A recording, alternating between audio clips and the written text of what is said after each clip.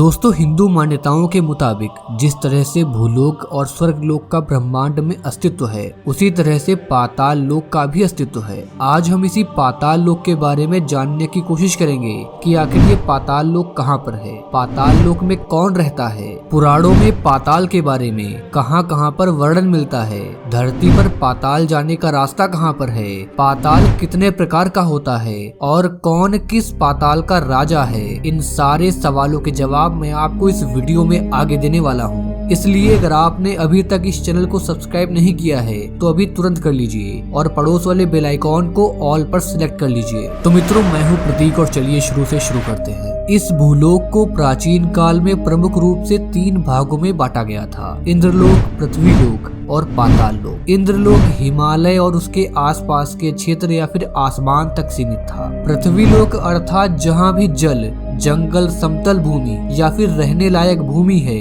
वहाँ पर पृथ्वी लोक था। और पाताल लोक अर्थात रेगिस्तान और समुद्र के किनारे के अलावा समुद्र के अंदर के लोक को पाताल लोक कहते थे। मित्रों, पाताल लोक भी 7 प्रकार के बताए गए हैं। जब हम ये बात कहते हैं कि भगवान विष्णु ने राजा बलि को पाताल लोक का राजा बनाया था, तो आखिर वो कौन सा पाताल था? क्योंकि 7 पातालों में एक पाताल का नाम पाताल ही है। कौन रहता है पाताल में?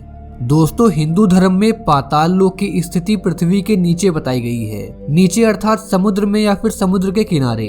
पाताल लोक में नाग, दैत्य, दानव और यक्ष रहते हैं। राजा बलि को भगवान विष्णु ने पाताल के सुतल लोक का राजा बनाया था और वह तब तक राज करेंगे जब तक कि कलयुग का अंत नहीं हो जाता। राज करने के लिए किसी भी स्थूल शरीर की आवश्यकता नहीं होती, सूक्ष्म शरीर से भी काम चलाया जा सकता है। पुराणों के अनुसार राजा बलि अभी भी जीवित हैं और साल में एक बार पृथ्वी पर आते हैं। प्रारंभिक काल में केरल के महाबलीपुरम में उनका निवास स्थान था। मित्रों, अब जरा बात करते हैं कि पाताल के बारे में पौराणिक ग्रंथों में कहां कहां पर वर्णन मिलता है। हिंदू धर्म ग्रंथों में पाताल लोक से संबंधित असंख्य घटनाओं का वर्णन मिलता है। कहते हैं कि एक बार माता पार्वती के कान की बाली यानी कि मणि यहाँ गिर गई थी और पानी में खो गई। खूब खोज खबर की गई लेकिन मणि नहीं मिली। बाद में पता चला कि मणि पाताल लोक में शेषनाग के पास पहुंच गई है। जब शेषनाग को इसकी जानकारी हुई तो उसने पाताल लोक से ही जोरदार फुफकार मारी और धरती के अंदर से गर्म जल फूट कर बाहर आया। गर्म जल के साथ ही मणि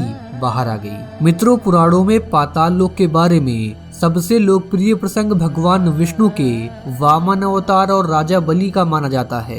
बलि ही पाताल लोक के राजा माने जाते हैं। रामायण में भी अहिरावण द्वारा राम लक्ष्मण को हरण कर पाताल लोक ले जाने पर श्री हनुमान जी के वहां पर जाकर अहिरावण का वध करने का प्रसंग आता है। इसके अलावा भी ब्रह्मांड के तीनों लोकों में पाताल लोक का भी धार्मिक महत्व बताया गया है। अब जरा बात करते हैं पाताल लोक जाने के रास्ते के बारे में। आपने धरती पर कई ऐसे स्थानों को देखा या फिर सुना होगा जिनके नाम के आगे पाताल लगा हुआ है, जैसे कि पाताल कोट, पाताल पानी, पाताल द्वार, पाताल भैरवी, पाताल दुर्ग, देवलोक, पाताल भुवनेश्वर आदि। मित्रों, नर्मदा नदी को भी पाताल नदी कहा जाता है।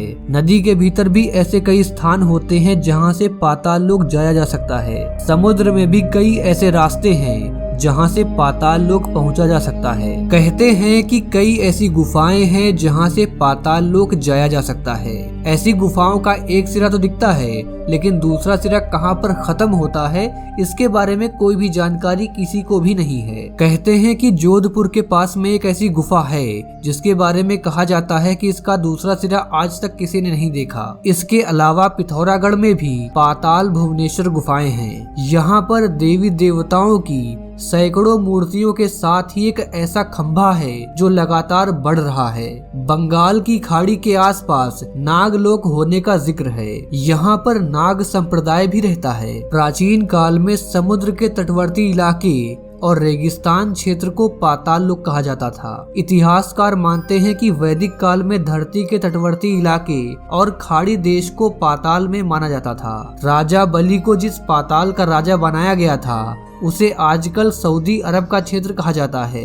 माना जाता है कि मक्का क्षेत्र के राजा बलि ही थे और उसी ने शुक्राचार्य के साथ रहकर मक्का मंदिर बनाया था। हालांकि यह शोध का विषय है। जब देवताओं ने दैत्यों का नाश कर अमृत पान किया था, तब उन्होंने अमृत पीकर उसका अवशिष्ट भाग पाताल में ही रख दिया था। अतः तभी से वहां जल का आहार करने वाली असुर अग्नि सदा से उद्दीप्त रहती है। वह अग्नि अपने देवताओं से नियंत्रित रहती है और वह अग्नि अपने स्थान के आसपास नहीं फैलती। इसी कारण धरती के अंदर अग्नि है, अर्थात अमृतमय सोम की हानि और वृद्धि निरंतर बढ़ती दिखाई देती है। मित्रों, अब जरा बात करते हैं पाताल के प्रकारों के बारे में। विष्णु पुराण के अनुसार पूरे भूमंडल का क्षेत्र 50 करोड़ योजन है। इसकी ऊंचाई 70 सहस्त्र योजन है। इसके नीचे ही 7 लोक हैं, जिनमें क्रम अनुसार पाताल नगर अंतिम है। 7 पाताल लोकों के नाम इस प्रकार हैं। पहला है अतल,